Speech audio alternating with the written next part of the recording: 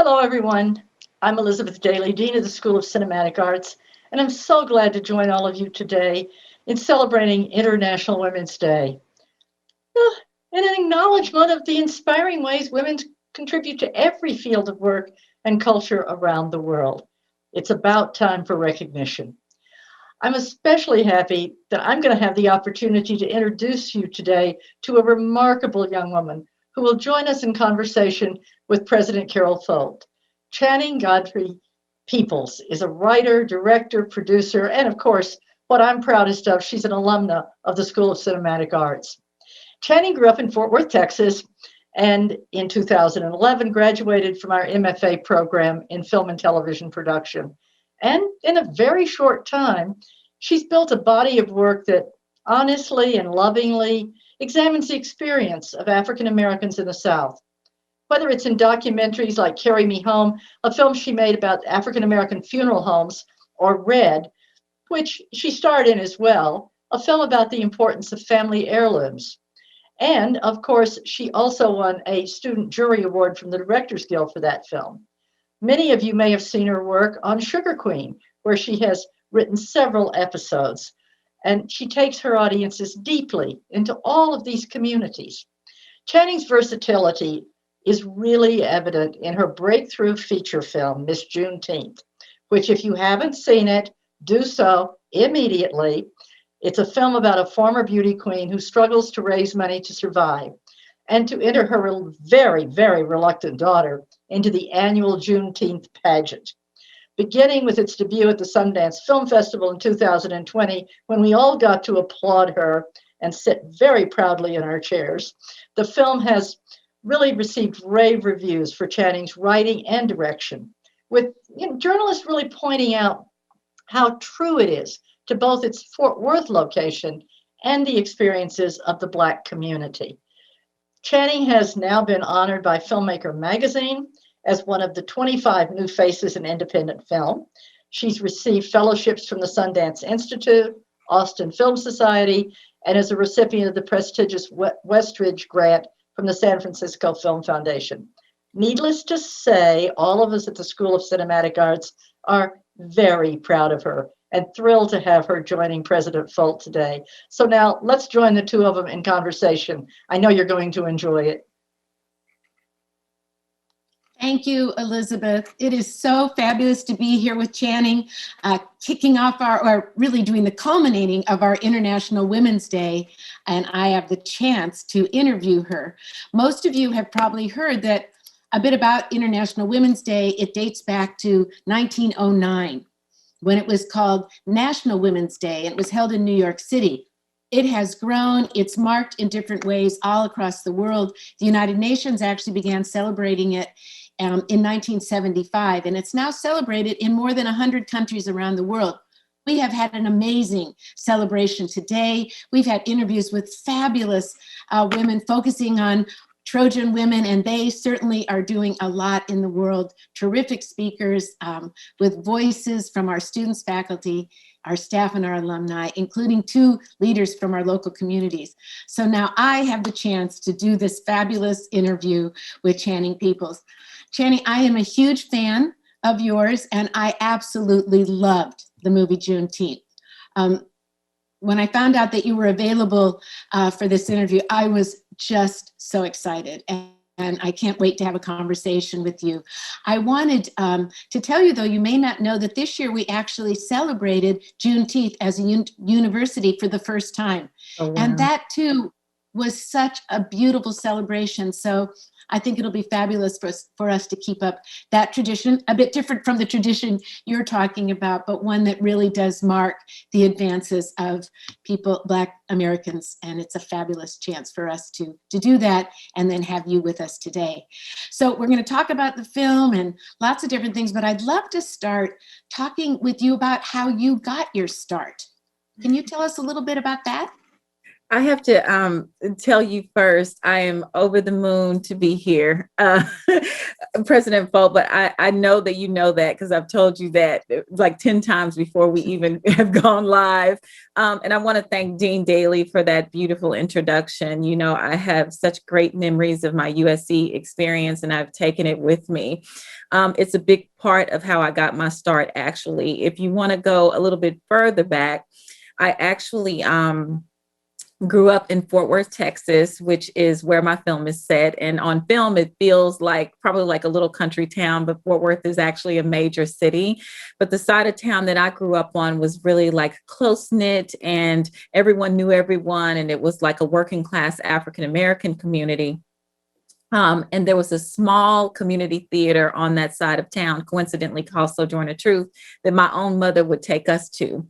She loved the arts and had been heavily involved in the arts. And so I got to see really complex Black plays there, just like Pearly and For Colored Girls. And I fell in love right away, I think, with storytelling. And I also fell in love with acting. And I also, I think, come from a long line of storytellers themselves. My family will often burst into story just when we're sitting together casually. So I just had a love for story, I think, all my life. And I ended up at USC in this really kind of amazing way after undergrad, which I majored in theater. I wanted to be an actor, you know, that was my goal. And I went out to California and I really wasn't seeing the parts that I imagined in my head, especially for Black women. You know, I'd seen those complex Black plays. I also loved Toni Morrison and Alice Walker and all these literary geniuses. And they, you know, one of the things that they had in common was they had stories that centered Black women and all their complexities. They were like fully fleshed out, you know, stories about Black women's lives. And those are the roles I think I saw in my head. And so I actually, you know, gravitated towards independent films because they felt like, you know, a place where you could tell a more complex story, you know, in a more hands-on way, and ended up in a USC thesis film of all places as an actor, and just really fell in love with, I think, everything that was happening behind the camera. And it was just a small group of students, you know, it was obvious it's a thesis, so it was obviously more than like a lighting kit, you know, but what it was a small set, small crew, and it made it look accessible. And I said, well, maybe I'll just throw my hat in the ring and apply to USC, which was naive of me because I just had no idea how tough it was to actually get in there. There's so much I want to talk to you about in all that. And you know, when you talk about having a non-traditional role to filmmaking, but starting in community theater, I'd love to hear you talk a little bit about what was it like as a young person to feel, I mean, how did you get the confidence? I think we're often talking to children, to young women, but to all our youth of today to say their stories should be told, have the confidence to do it. People want to hear your voice. Do you attribute that to your family, or were there people that really encouraged you early on that story was something that needed to be heard? I think all of the above. Miss Juneteenth, the lead character, Turquoise, is really inspired by women. And that means women in the community, women who were in my family, you know, my own experiences as a woman, but most especially my mom.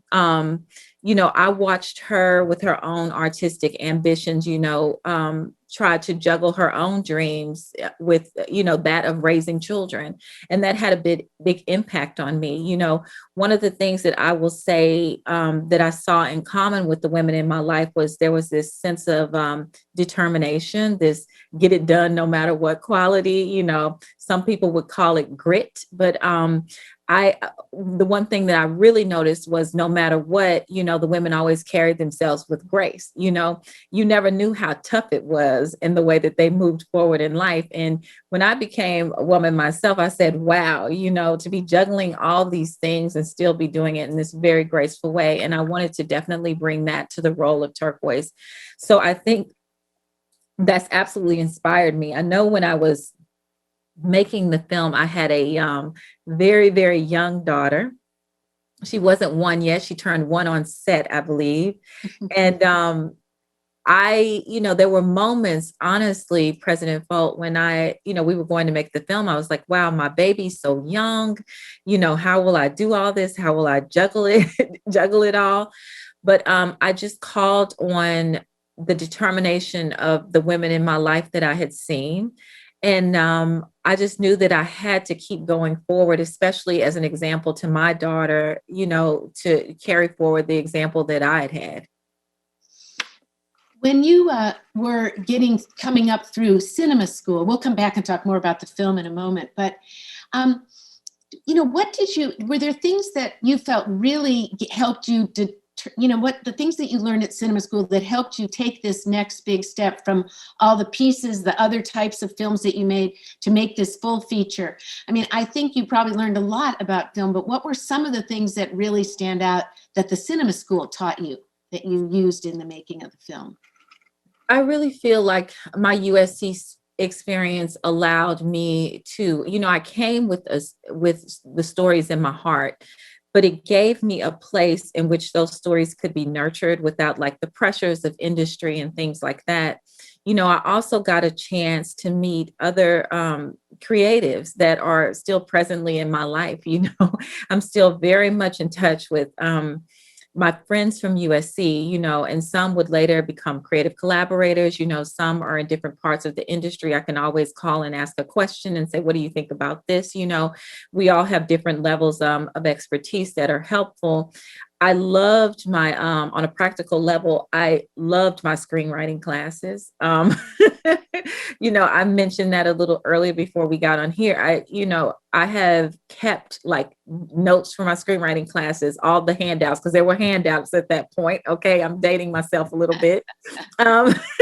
But they're all weathered now and well used, well worn, because, I think it really set the foundation and gave me tools in which to tell my stories.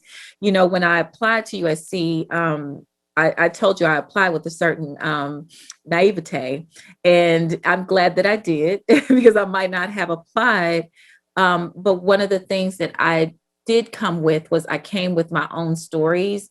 And USC, really, they had this thing that they said, come with your stories and the tech will catch up. So I was lucky enough to apply with, a treatment that I've written myself. And I was able to get in that way. And I'm really, really grateful because they gave me the tools, I think, in which to tell my stories.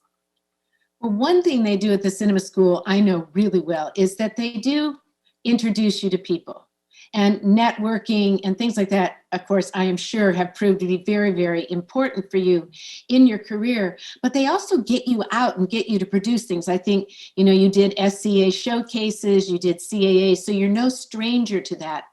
Did that have much to do with when you finally got Miss Juneteenth off the ground? Did that help speed it up? How did that work for you? Well, the financing for Miss Juneteenth came through, meeting partnerships from Sundance to direct financing. But what we did, we had this wonderful experience with Bonnie. I hope Bonnie's listening right now because she does this wonderful showcase, where the students are able to show, pieces of their work at CAA, which connects us then to the industry. And what happened through there, even though it didn't lead to direct financing, we created relationships, that we're now calling on, post Miss Juneteenth. There are people that we met and said, hey, do you remember we met at the showcase? And, they recognized having met us. I now, just to talk about dreams, we were there at CAA. I'm now represented by CAA. So, I didn't feel uncomfortable walking into the room, when I walked in to sign with them. So, it was a wonderful experience. Neil and I had put together a mood reel, just in finding, a way to show kind of pace and tone and the ideas that we had for the film. And it was literally, a very homegrown mood reel. It was me, standing in his turquoise, walking around the bar with the crown on my head, and like Neil is carrying the camera. And we edited that together. And then Bonnie invited us to come to this wonderful program that she's put together. And it was a great experience for us. And we got to see it on the big screen. That was a huge thing as well. Oh my gosh. Well, just listening to you talk about it, I feel almost as if I'm back watching the film for the first time because it does have an incredibly personal feel. It just, the way it's photographed, the way, just everything about it, you cannot feel like you're not right there. That's just such a beautiful piece of it. So I know that you said it relates a lot to your own life, although I'm sure it's different in many ways, but you've talked about growing up in Black Texas. And can you talk a little bit more about that? How much of your own upbringing or your own images and stories of the place you grew up made it into the film? Yes, so much. It's like such a personal film, really. I didn't even realize how vulnerable I felt in showing it until we, started screening it. It's really like laying your soul bare for the world to see, because like I just really pulled from my life, so many parts of my life, the community that I grew up in, Juneteenth itself, which is part of the fabric of my life, Miss Juneteenth, which was totally affirmational for me as a young Black girl growing up in Fort Worth. Like one of the things that I think Turquoise says in the film, like she watches, the young women come out stage and it feels like they were floating, and that was my experience. I got to see all these young Black girls who, were in every shade, in every hair texture, in every size, and it just felt completely affirmative. Also the community is so important to me because, as I mentioned earlier, it's like this close knit, this tight knit, historically Black community. And it was once this bustling Black enclave of like Black business and Black commerce. And today it's being gentrified. And so some of the businesses that you see in the film, just like the funeral home and the bar itself, they're legacy businesses. They have been passed on down through generations, and people are, holding on to those businesses no matter what, because it's theirs. It's what they own and can pass to the next generation.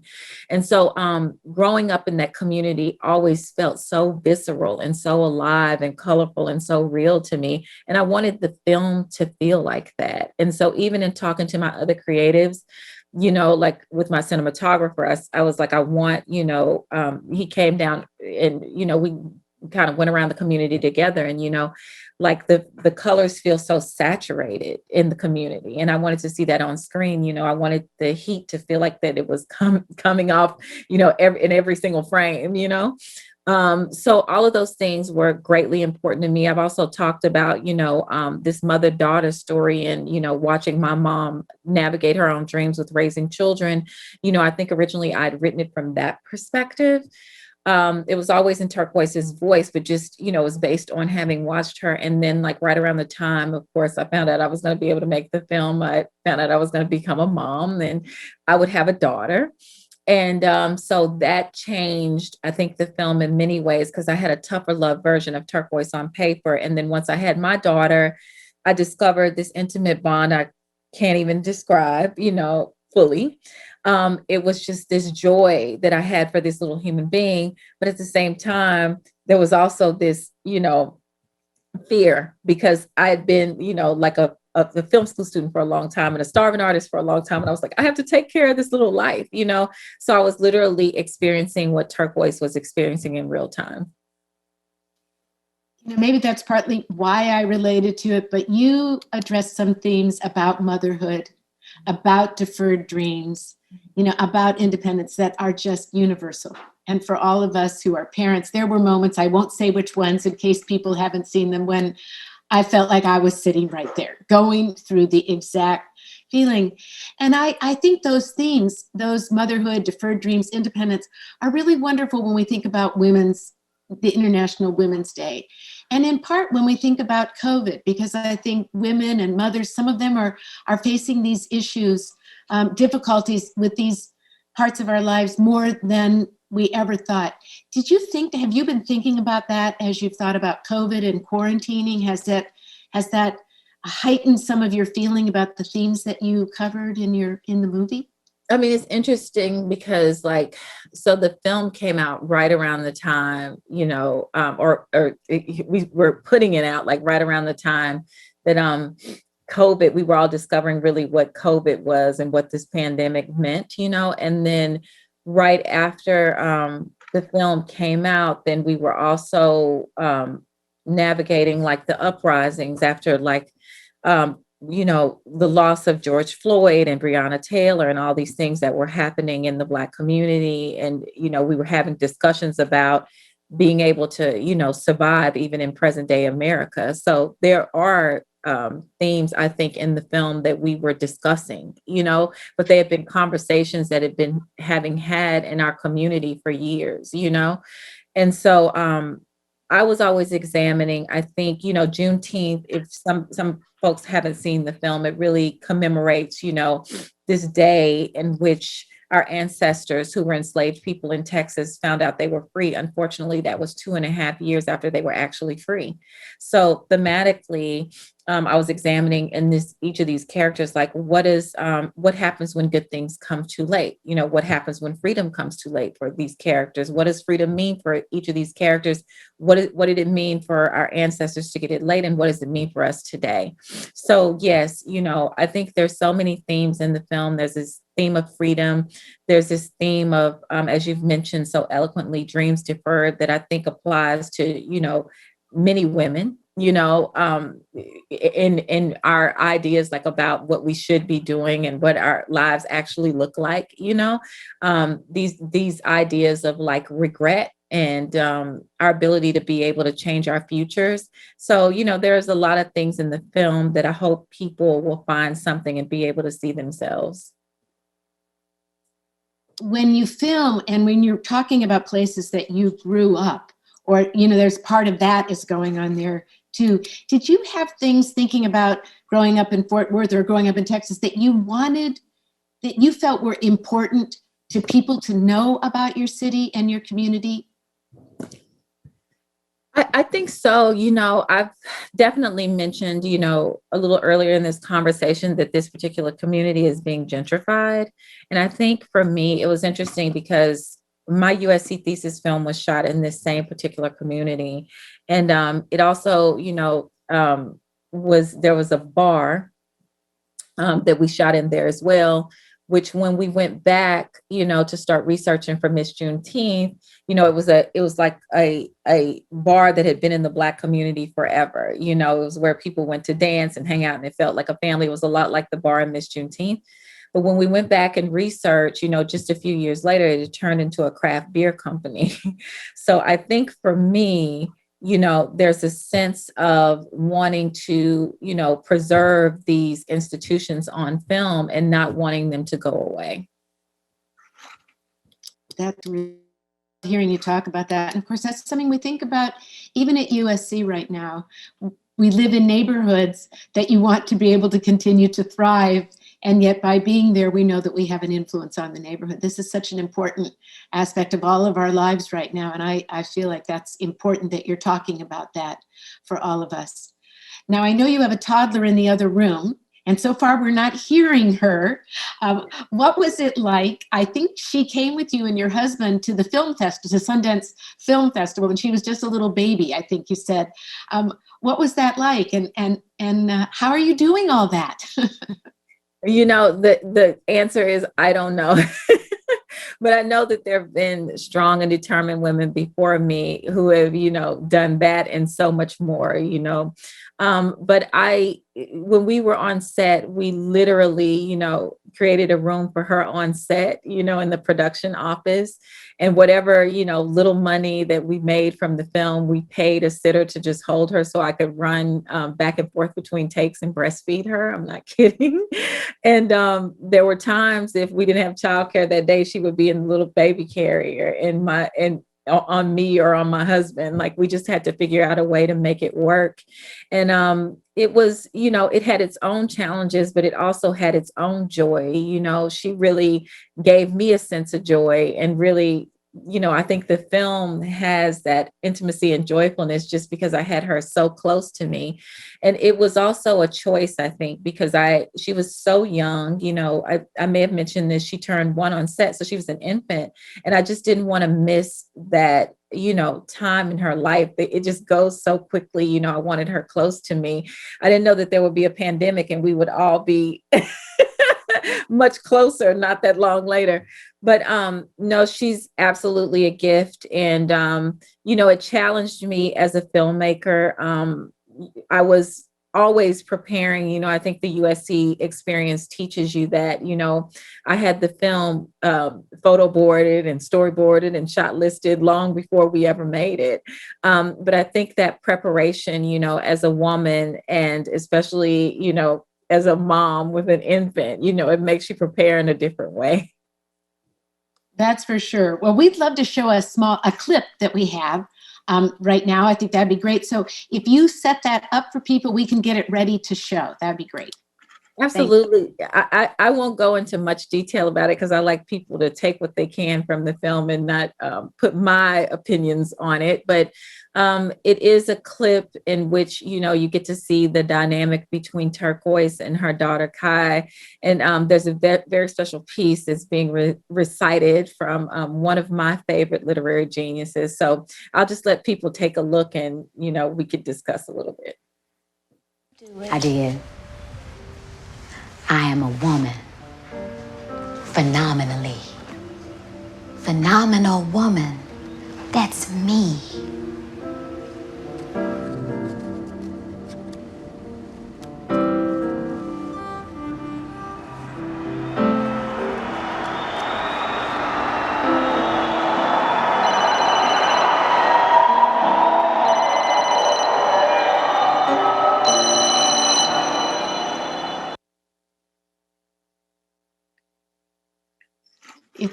It's, I remember that. I remember it very, very well, that beautiful scene in the movie. What I'd love to ask you about, because that, of course, was commemorating someone that was really a literary genius. It was, she's reciting that beautiful poem, and you talk a lot about how you'd pick, who would you recite? Who would you want to speak when you're talking in the Miss Juneteenth pageant? Can you talk a little bit about your own literary inspirations and how you chose that piece to include in the film? I think you're on. Okay, so that piece is from Dr. Maya Angelou. It's Phenomenal Woman. And, when you talk about authenticity, there were a couple of things. Like when I would go to the Miss Juneteenth pageant, literally, annually someone would be performing Phenomenal Woman. And there were all different kinds of iterations of this poem. People would put their own spin on it. So when I was conceiving of this story, I was like, telling Neil, who produced the film, I was like, we have to get Phenomenal Woman. We had no idea how we would do it. We're a tiny independent film, but he was just, determined and, reached out to her estate and wouldn't give up. And, they graciously let us use it. And I am so grateful because it informs, so much of my journey, not just in this particular story, I think, but as a woman. If you listen to the words in the film, it's just, I'm sorry, if you listen to the words in the poem, it's just completely confidence building for any woman that I think listens to it. So that is one of the geniuses, in my life. I also adored Toni Morrison, Alice Walker, Gloria Nyler. There's so many, literary geniuses that I think, really defined Black women in all their complexities for me. And I think it definitely finds a way, to weave into my work, wanting to show those complexities of Black women, especially. I think everyone would agree that we're in a pretty special, I'm going to say an important moment in American history. And we have a chance to take what people have been talking about for so many years and fight anti-Black racism and seeing Black voices being highlighted and amplified is so important. Can you share a little bit about what you're thinking, what we can do to make sure that we continue to nurture that, and your own thought about the historical moment we're in? Yes, I don't have all the answers. I'm an artist that, interprets, I think, voices that I hear around me. I interpret my own feelings. A lot of my art comes like pouring out of feelings that I'm experiencing in real time. And I'm able to kind of navigate it through my art. But I think that there are people on the ground, who are really doing this work, like community leaders who are making change, and those are the people I think should have the loudest voices right now. And I want to, through Miss Juneteenth, hopefully this opens the door for even more Black stories to be told, especially at the independent level, especially Black stories that center people that aren't often seen on film, about communities that aren't often seen, about a historical day, like Juneteenth, that isn't often heard of. But, Juneteenth is a part of American history, and these stories should be told. So I just hope this opens the door for more Black voices. But like I said, the people that I'm listening to now are on the ground, doing the community work. That's really wonderful. I think having stories and hearing voices from people right in this moment is really important. They're very, very powerful. I know that I watch our students and I listen to our students who are starting to tell their stories. Do you have anything you'd like to share with some of our students who are thinking at this moment that they too want to be able to help express their truths to be heard? Yes, absolutely. I mean, you asked a question I don't think that I fully answered a little bit ago, was just like, how am I feeling about the moment? I think that we're at a bittersweet moment in which, especially in the Black community, in which we've suffered major losses, as of recent. I mentioned George Floyd and Breonna Taylor, but there was also a young woman in my very own hometown, in the very same community in which we shot, a Tatiana Jefferson, who was, killed by a policeman on a wellness check, not long after we shot the film. So, these are losses that we're navigating, not only as artists, but as human beings. And, I think that we have to honor ourselves, as human beings, be in touch with our feelings, because we're feeling that. And then you find a way, to bring that to your art. I, encourage people to keep telling their stories no matter what. It took quite a long time in order to get Miss Juneteenth made. People weren't like jumping up and down to make, this film that centered a Black woman, centered a Black woman with this dream deferred, in a community they hadn't seen before, about this little known day. But we pushed forward and persevered, and we're like, we want to tell the story no matter what, even if it's on our iPhone, even if it's on a 7D, we don't care. We're going to get it done no matter what. I love that. That's really determined, at grit. And I know our students are amazing in that way. This whole generation, I think, is pretty determined and filled with that kind of spirit and that verve. So I know that it's so important for them to see you be successful and for us to see their success. Now, I do know, or I think I'm pretty sure, that you are now in the process of adapting Miss Juneteenth for a TV series. So clearly people have seen it now and they want to see more. Can you tell us a little bit more about that, your current project?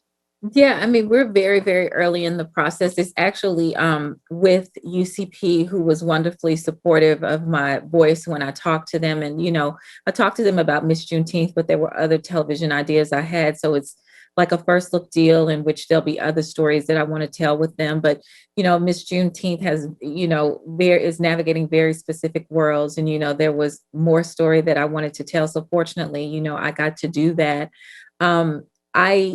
Really, one of the things that I wanted to mention too, if there's students listening to, is like I've mentioned, kind of really focus in on, telling the stories from your heart. But I think also to like really, really focus in on craft. And when I say that, I'm not just talking about technical acumen. I'm talking about the ways in which you want to tell your story. And in Miss Juneteenth in particular, like I was really inspired by like the photography of Gordon Parks.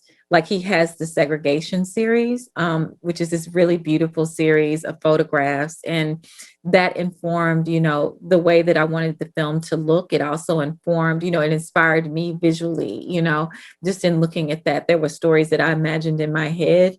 I also went to the community itself, and, the community, as I mentioned earlier, is being gentrified. And it has this sense of like it's a lived in kind of timeless quality.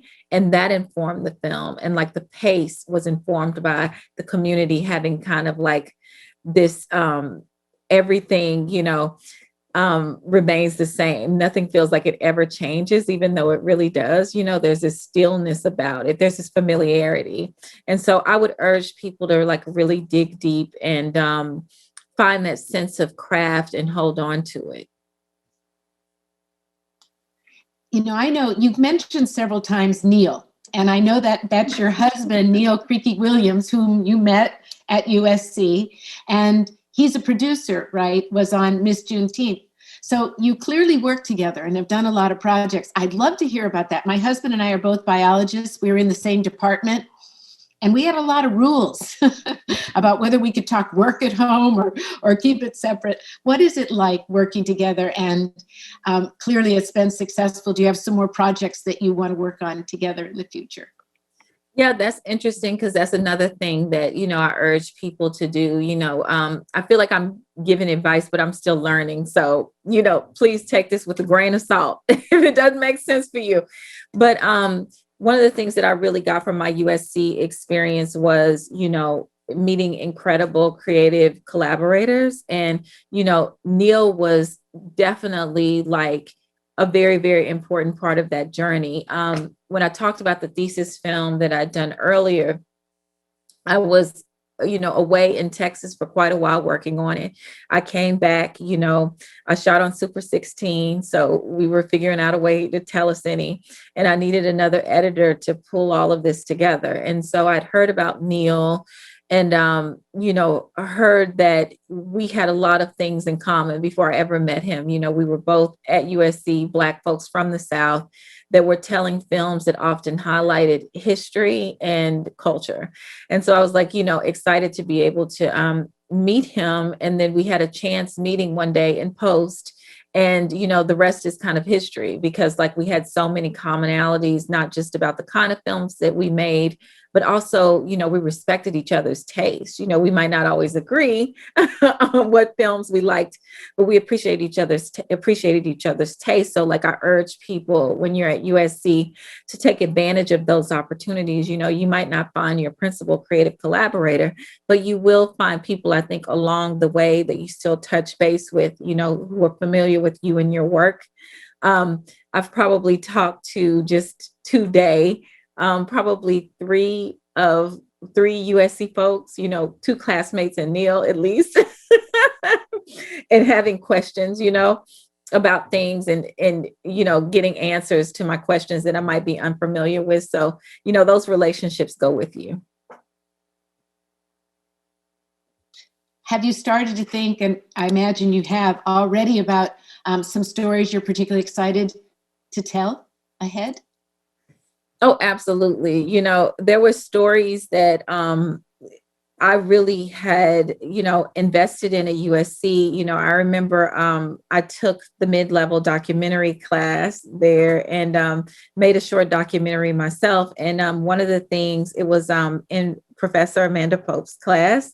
And one of the things that she would have us do is do this wonderful thing where we did like ideation on what kind of films that, we could imagine making. And that ideation still stays with me. And it wasn't just informative for documentary. It was informative for, I think, narrative as well. I think that documentary class was a big part of like what my style came to be as well. I have this really naturalistic approach as a director, like in directing actors, and setting like a atmosphere. I love to shoot on locations and things like that. There's a documentary approach, I think, in some of my work. I don't profess to be a documentarian. I know how tough it is after taking that class, Professor Pope. But I did learn from it, about authenticity and trying to get as close to authenticity as possible. So, there's so much to learn from USC. I could talk about it all day, but I would say, definitely take advantage of those opportunities, even if you don't know that you'll become, like in my case, a documentarian one day. I still found a way to weave that into my narrative work.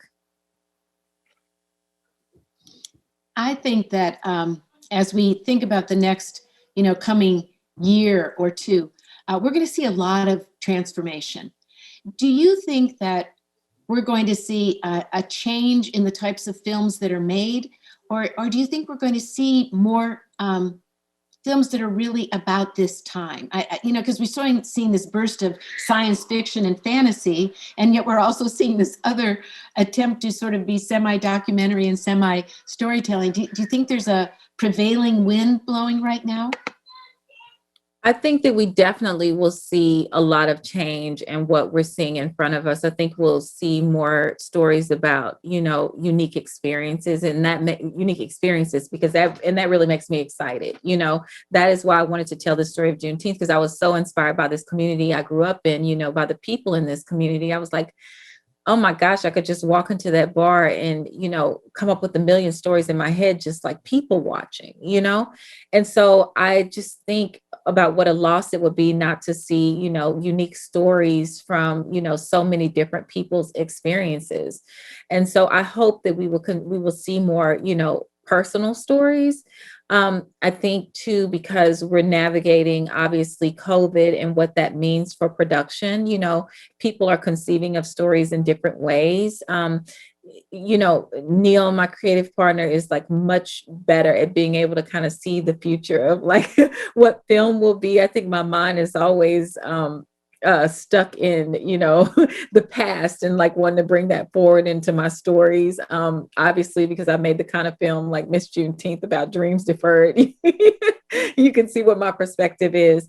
But I do hope that we see more personal stories. And I do hope that people see the value of investing in more stories, Black stories, obviously, are close to my heart, but more stories from many corners of the world so that we learn about different perspectives. Well, I have two more questions. One, just purely curious.